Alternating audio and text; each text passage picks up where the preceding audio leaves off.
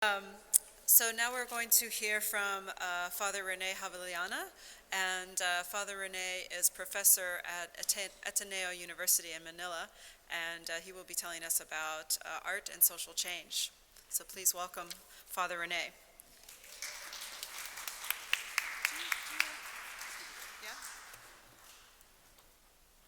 Thank you, Deborah. Thank you also for this riser. It makes me feel a little bit taller. Uh, I come from the Ateneo de Manila University, where I'm Associate Professor of Fine Arts. And this year, the Ateneo de Manila is quite happy that we're celebrating an anniversary. It's the 50th year of the Ateneo Art Gallery. The Ateneo Art Gallery began as a bequest of Fernando Sobel, not the young Fernando Sobel that most people know today as the businessman, but his uncle, who was an artist, and considered one of Spain's and also the Philippines' major artists. So in '69, before he left for Spain, he bequeathed his collection, which has turned out to be a wonderful collection because the Ateneo does have, in a sense, the best of the artworks of modern Philippine art. To honor Fernando Sobel in preparation also for the 50th anniversary of the Ateneo Art Gallery, we began the Ateneo Art Awards. And much of my talk today will be about the young artists and what they're doing. Most of them are winners of the yearly Ateneo Art Award. As the curator of the Ateneo Art Gallery, Ramon Lerma says, the Ateneo Art Awards is really just an award for the year. It kind of likens it to the Oscar. We don't award people for their lifetime achievement. We simply award them for good works done within a particular year. And I titled my work Art and Social Change, Art in the Status Quo, Philippine Art and Social Change, because when we started choosing the artists for the Ateneo Art Awards, we came up with some strange things. Here is one of our awardees, Leroy New, Teratomo 2, is an installation that he did for the Singapore Biennale in 2009. When you look at his work, you see these big globules that are growing on the new wing of the Singapore Art Museum, and you see these strange creatures that are straight out of Star Wars or some works. His works bring a smile to everybody. This is one of the latest works of Leroy New. It is called Balete. And returning to the Philippines, he decided to, some say to beautify, some say to bastardize our old library. He created this artwork made out of, the plastic ties that you tie your computer cables together to keep them tame, and these orange conduits to which you run electrical wires. This balete, it doesn't show its full, some say, horribleness. At night, it looks more eerie because it is illuminated with light.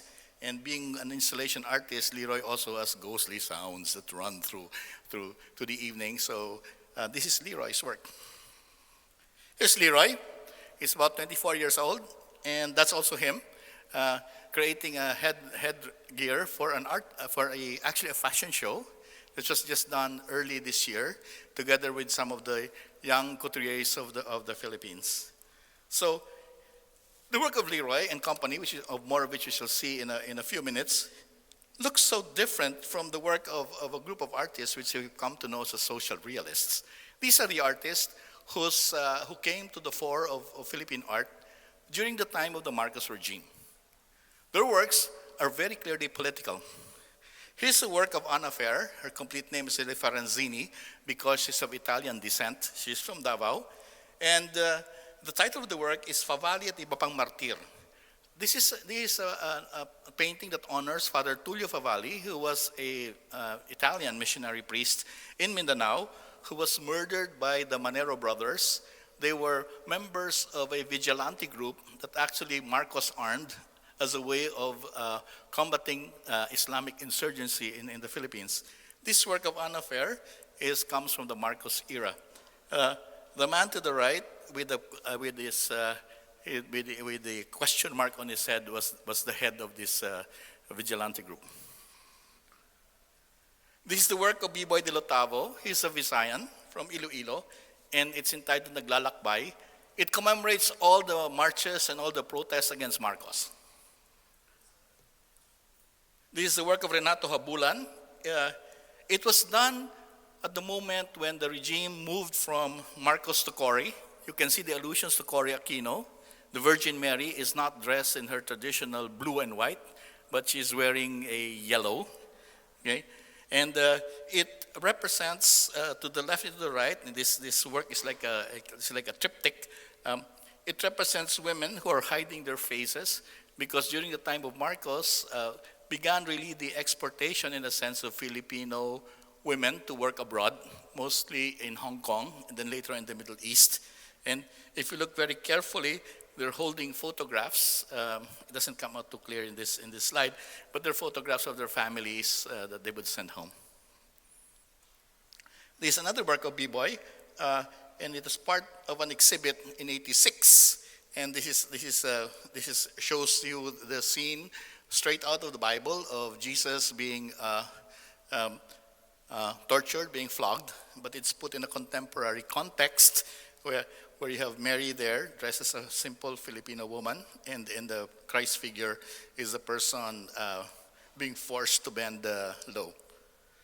This is Krista by I.D. Bain Santos. When it first appeared, some very conservative Catholic priests and bishops are so offended by it. Since when did Jesus Christ become a woman? And he has put down what was the crown of thorns. He replaces it with a crown of barbed wire, and it runs across the face of the figure Krista. Krista actually represents the country, the Philippines, as alluded to by the colors of the flag that you see around her.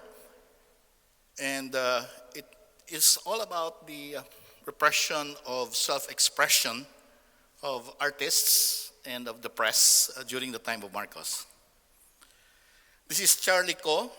It's called Campania. It is a work satirizing the kind of elections done during the time of Marcos, where you see all the characters surrounding this monumental figure, abstract figure of a human being, surrounded by people wearing the same jacket, deep purple. Charlie Co did not want to identify any political party at that time, because Marcos's colors of his party were red, white, and blue. And so it's kind of like he's trying to hide the identity of these characters. This is the work that came towards the first few years of Cory Aquino's presidency, where artists began to get very critical about Cory and asking that, now there was a change of government, Corazon Aquino is now in power, but have things really changed? The characters are quite identifiable. You can see the figure of Cory Aquino. Behind her, Cardinal Sin. And on the staff of Cardinal Sin, there is a monkey scratching its head. The monkey wondering, what is this all about? All right? To the extreme left, near that man wearing a white shirt is Fidel Ramos, and then other figures of Philippine society. So these works were very political in intent, and quite deliberately so.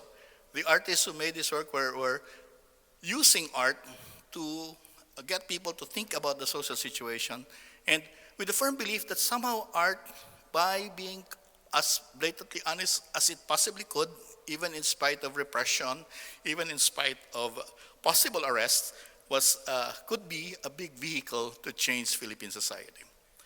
Then we all know what happened. There was the People's Powers Revolution, but then what happened to the artists? There was a period when Filipino artists kind of became quiet. They didn't know what to do with themselves, right? Writers about Filipino art say that from towards the end of the 1980s to the 90s, this is the lost generation of Philippine art. You don't see much artwork. That is not quite true. What happened was the old social realists, as a name given to them by art critic and writer Emmanuel Torres, who at that time was the curator of the Ateneo Art Gallery, and then seconded by a scholar from UP, the University of the Philippines, Alice Guillermo. These social realists were in a sense caught by surprise by the speed by which regime change happened in the Philippines. They were still in a sense out shouting and getting very angry and using their art in a very caustic sort of way. Then suddenly, that chapter of Marcos just ended so fast. They were not the only ones caught by surprise. A lot of other people too were caught by surprise. That generation of the 90s, what happened was the younger generation of artists did not want to go into the way of the social realists, and they picked up an art form that had been forgotten, although there were pioneers earlier, like Peanuts Pañares, and who worked on children's illustration. And this is the generation that began to work very seriously on illustrated books for children. But that is a story all by itself, which I do not include in my talk. This is also a work of a later social realist, Manny Garibay, and in his work we can see more and more how Christian themes, or themes straight out of Catholic faith, becomes part of the artist's repertoire of images. It is called One-on-One, and the figure represents the Holy Family. The figure of Mary there sewing a basketball t-shirt, and the figure of Joseph with a white cat on his lap, and the little boy below the Virgin Mary. Manny Garibay has a kind of a halo over the head of the Virgin Mary, but it is actually the goal of a basketball court. One-on-one, perhaps a satire on the Filipinos' love for basketball, which for some people is really their religion more than really going to church. Here's another work of Manny Garibay which I like. It's called Pahinga, which means to rest. Okay, it shows Jesus being very sleepy after being scourged, and beside him is another very sleepy Filipino, probably sleepy not so much from being scourged, but maybe from drinking the whole night, I don't know, maybe gambling or just working. Here is one of the works of this social realist, but this is a work in 2008. It does not have very clear political intent to it. It's the work of Bugi Ruiz and part of the Karapatan exhibit in 2008. Karapatan means human rights, and it represents a kind of a Gothic type cathedral in a pushcart, and represents the struggles of the poor to try to keep alive as they push this cart up a ramp. It's actually an interactive piece, and for the exhibit, when there are no people around, the cart is just left there. But when there's an audience, they remove the stops, and you can push that cart up the ramp. It's like Sisyphus pushing the rock up a hill. I'd like to show you now the works of artists who have been shortlisted for the Ateneo Art Awards. These are the artists who are the artists of this decade, 2000 up. It's one of the first awardees we had, Geraldine Javier, who creates and paints these very dark images of nature. This was a series of works that were all in black and white. They're representing flowers. It also came with bundles of old postcards dipped in wax. And this is the title, whatever it means, I don't know. I have not really asked Geraldine, but the title of this work is Beyond Tusi Musi 2004. Another one of his works, Strange Roots. If you look very carefully, there's a figure of a person that has been killed, a victim. Very dark works. Another one of his dark works, Body of a Fallen Father, 2004. This is the work of Luistro Cordero, very much like Leroy knew. He is plugged in not so much into the mythology or the stories of political struggle in the Philippines, but more into more global mythology. Like Leroy knew, Leroy enjoys extraterrestrials,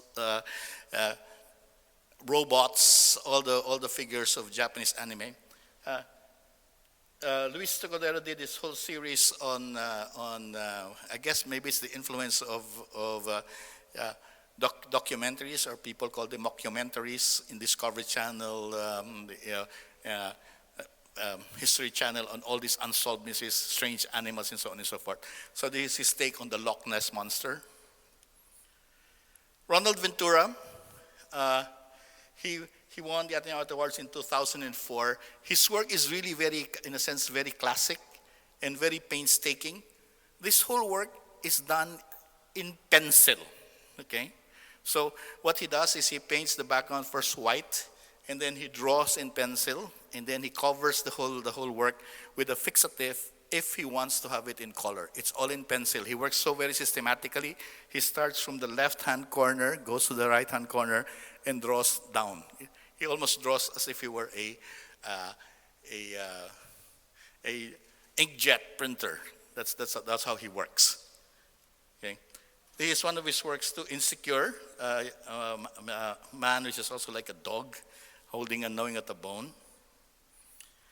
He's done sculpture works, Lost Jockey. And this is one of his works which the Ateneo sent to Australia, and they didn't want to return it back to us because everybody likes this work. Okay. This work was eventually sold at auction. It is no longer in the Philippines. I believe it's somewhere in New York. It's also all in pencil. This is Norman Dreo, whose fascination is with computers, hence his series called Cyber Fest. So this is the Filipino fiesta where all the food play a part. But when you look at it from this distance, it looks actually like the motherboard of your computer. Those of you who are tech savvy, or those who have opened your computers will probably sense the kind of configurations of chips and resistors and the rest. Elmer Roslin did this work, just simply Untitled. It's just a mass of color, again, with that almost ominous look to it. His works are like this. They're muddled, they're not very clear. It's a deep contrast to the works of Ronald Ventura. Very quick lines, very gestural in the process. The dogfight, it's actually a social critique because, sad to say, maybe because of the influence of people know that in some parts in the Philippines, pit bulls are used to fight. Okay, there's a clandestine and absolutely illegal pit bull fighting now happening in the Philippines, and much of it protected by the police and some top politicians. This is Mac Valdesco. What we're seeing here are her works that are more sculptural. These pieces are all crocheted. Okay, she crochets them. She's also a performance artist, and one of the things she does is she spends enormous lengths of time crocheting herself inside a cocoon. So she crochets herself into a cocoon. These are her works that are small. Kuliglig, which refers to the cicada, and a series of his installation work. It's another one of her works. So it's all crocheted work. She crochets them, and then she covers them with resin to harden them. This is Mideo Cruz. He's actually part of a performance piece. His best friend, Raquel Loyola, and he collaborate in performance works. This is a work that he did in Singapore in 2006. Also won the Ateneo Awards in 2006. And that's Mideo over there, dressed like a pig. And on top of the table, he has all these pieces of bone from the butcher shop and fresh meat. And what he does is goes around eating and then he dirties the whole thing and so forth. When he did this performance piece in Singapore, he had a hard time getting the permission of the government because that pile of meat, stunk to high heavens. And you know how Singapore is about cleanliness and stuff. But he was able to do it and get away with it.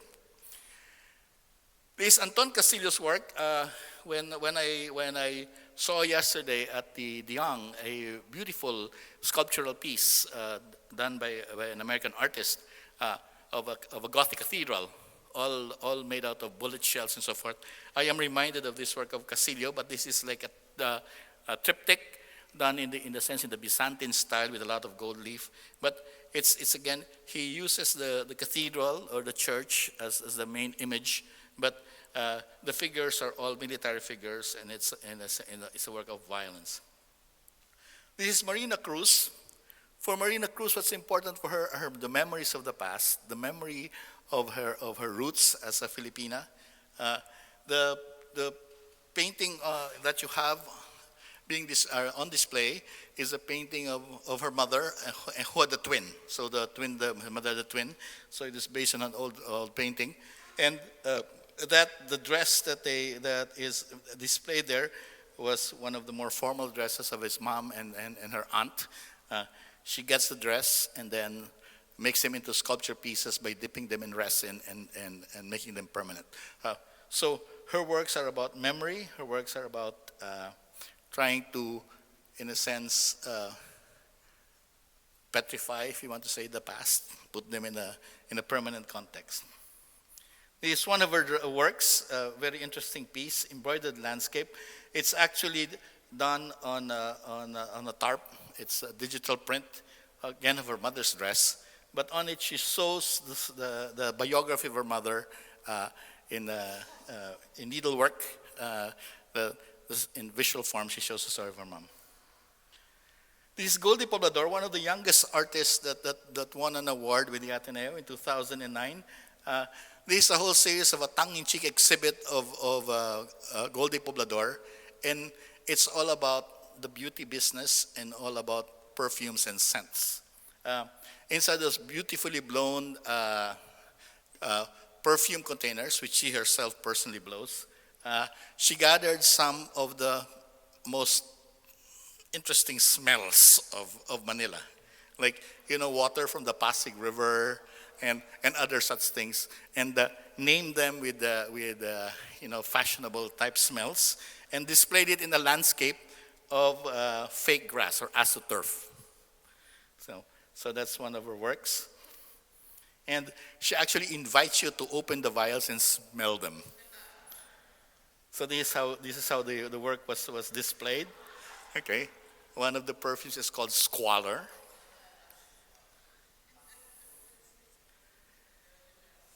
This is the work of Joby Cobcobo. Joby Cobcobo came from a family of carvers from the town of Paete. And he's been experimenting with pushing the whole concept of woodblock printing into 3 dimensions. His woodblocks are actually dimensional. Some of them are shaped like eggs. Others are shaped like peanuts. And then what he does is he gets handmade paper, softens it, and then forms the print on these 3-dimensional forms. It is one of his forms, which is shaped on a mold that looks like peanuts. Ojo himself is quite a dedicated Christian, and so much of his themes are biblical. And I think this is his work that's trying to depict the Ark of Noah, and it's displayed this way with a viewing box inside glass. It's another one of his works, the Manila Bus. It's called. It's up.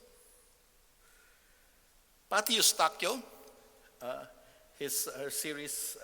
This one is called the Psychogenic Fugue. It's her series of work is all about musical instruments, but the musical instruments are not there. Like this is, you can sense a piano inside, but it no longer is there. It's just this crocheted piece that's covering the piano. This is her Arteria Auxiliaris, a violin, but linking the violin with the circulatory system of a human being. This is Lyle Buencamino. Lyle it's actually a self-portrait. To the left is Lyle, right? And to the right is his father Nonong Buencamino. Both of them are artists, but in different fields. Lyle is a visual artist. His father is a very well-known musician in the Philippines. And it's a whole series on potato and tomato. Okay, and it represents the gap of generations. Coming from that song, very famous song, I say potato, you say potato, I say tomato, you say tomato. Let's call the whole thing off. And so it's a series. They're dressed as waiters, kind of the standard costume of waiters in Philippine restaurants, the black bow tie, the white shirt. And there's a conversation going on between them. So this is the work called Observations on Potato and Tomato, or Potato and Tomato. And then potato is a sound, 2007. That's Lyle, black and white. MMU, very interesting artist. Her work is just It's just photographs. Today, because of digital cameras, we love to take photographs, probably never seeing them again. That's exactly what she does. She just photographs anything and everything, and she's compiled them into books. Okay? And her thought collected, recollected, to this 2007. So she just compiles them into books and so forth. Another photographer is Wawi Navarrosa. What's interesting about her work, her works are all themed about women and the women's mythology. But she's also a set designer, so all her works are designed works. Okay? Nothing here is manipulated in the studio. Right? If there's any studio manipulation, it's just the texturing. But she does all these settings, like she sets up this room and fills them with fake cobwebs that you can buy from the store for your Halloween party, and sets up this works. Okay, so this is all like a setup. She would sometimes layer different negatives to produce a layered effect. Okay, this also worked her greatest fear after the storm. Poklong Anading won the Ateneo Art Awards more than once. This is one of his works, Fallen Map. And what his medium is all in Manila, there's constantly repairing the roads, and there's a lot of this debris. So he picks up the broken cement blocks and paints over them. This is how his work has been displayed. That's a close-up of one of the blocks that he's done. Kawayan Digia, his father is a very famous movie maker. Kidlat Tahimik, known for his independent work, Perfume Nights. So Kawayan is a visual artist. He lives up in Baguio, and this is his work, which is really a combination of collage and assemblage because of the pieces are of three-dimensional material. The wood on the floor of this work is actually strips of wood, real wood. This is his tribute to Filipino artists of a generation before him, all friends of his father, Santiago Bose, for example. Cristina D, this is really the remnants of her work, because Cristina D is a performance artist, and her method of working is absolutely interesting. She fills yards and yards of canvas with charcoal, just charcoal. She fills it completely black, and then she erases the work to come out with this effect. I was trying to ask her to donate this piece to our gallery, but it's so long. It's 85 feet long. We don't know where to put it if ever she decides to give this work to us. And I don't think it has been fixed, so it will probably involve boxes and boxes of just fixative to make sure that it doesn't disappear. So these are works so planned. The title has absolutely nothing to do with the work. When people ask her, what is that all about? She says, I don't know, give it a title that you want. Okay, the title comes to her head. So plans, call it So Plans. It could be called anything. It could be called Munibus for that matter. So that's So Plans. Pretty long work. Mark Salvatus, a good friend of mine, he's been doing this series. They're boxes, and you peep into them and you look into them.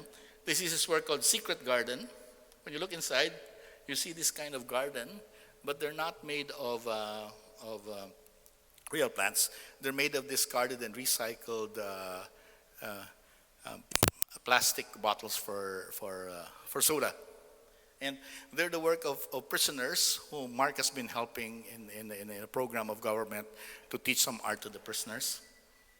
So this is a sketch for that whole Secret Garden assembly. A wonderful work by Michelin Sihuko. It's a takeoff from the Ateneo de Manila, one of the items that was transported to the galleon. However, Michelin's Manton is not made of silk. It's made of rusty metal. Okay? And she has this conceit. There are two shadows. There's a shadow of a woman. There's a shadow of a chair. The shadow of the chair is a real shadow, which is cast by a light that you can see to the right. But the shadow of the woman is something she paints on the wall. So a nice play of reality and illusion. Whenever this work is displayed, the woman on the chair keeps on changing her form, and she's never the same. No, so this I think the third or fourth iteration of this particular work. Pao Martinez won the Art Awards recently. His work is so anti the beautiful work. He's so serious on the Inquisition, almost Fauves in its look. Frankie Callaghan is a photographer, actually a U.S. born, but returned to the Philippines. And his work focuses on the poor areas of Manila, but he's photographed them in such a way that you don't see anybody. And he does this by just waiting very, very patiently. His works are not manipulated. It's, in a sense, very traditional photography work. He waits until the scene is just right. Dwelling. Look at that. That's almost like a very pictorial quality to it, a very good colorist. And then finally, Real Hilario, one of our shortlisted artists. Real comes from a family who makes santoses, or the traditional Filipino saints. Hence his ability to paint, to carve imagery.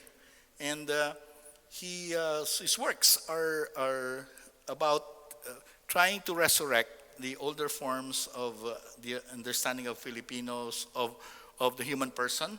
This is his series called Aniwaas series. Now, Aniwaas in the old Ilocano is one of the 5 souls that a human being has.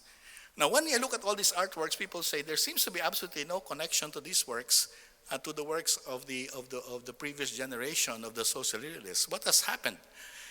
I think what has happened is Philippine society has changed a lot. In a sense, as a person who observes the art scene and writes about art, and as a person interested in the history of art, I kind of have a sense that the social realists are caught in a time warp. Those who have a very political agenda about the arts are missing out on something. That a whole generation of Filipinos is growing up who don't remember Marcos, who don't remember the political struggles of the past, but who are very, very globally connected. And in that global connection, the Philippine artist is fed by all sorts of influences. Fed, for example, by anime, by manga, fed by visions of sci-fi. They watch Discovery Channel, they watch History Channel. All of these things are feeding in. There's also, in a sense, the influence of being connected, that you know what's happening in the other parts of the world. The kind of sometimes sense of darkness that we find not only just in the Philippines, but in the artwork of today, as people look at society which is quite violent, society where we are constantly in fear of terrorists and the like. These are the influences right now feeding on the artists. And as sensitive souls, I think what's happening to them is they are tuning into these changes. And they are, in a sense, alerting, at least me, alerting Filipinos, that society is changing. And because society is changing, art also changes in the process. There is still that drive to connect with the past, like in the works of Real Hilario, as we see here, or in the works of Michelin Sujuco, connecting to the past of the Spanish period, or works that allude to Christianity and to religion. But yet, this world is also changing, and changing very radically for the artists. And I sense that the young artists are actually voicing out a call of their own confusion, their own maybe disillusion, but also a real challenge to us today. So where do we bring the future generation? Where do we bring art today in the Philippines, and I'd say also elsewhere in the world? Thank you very much for listening.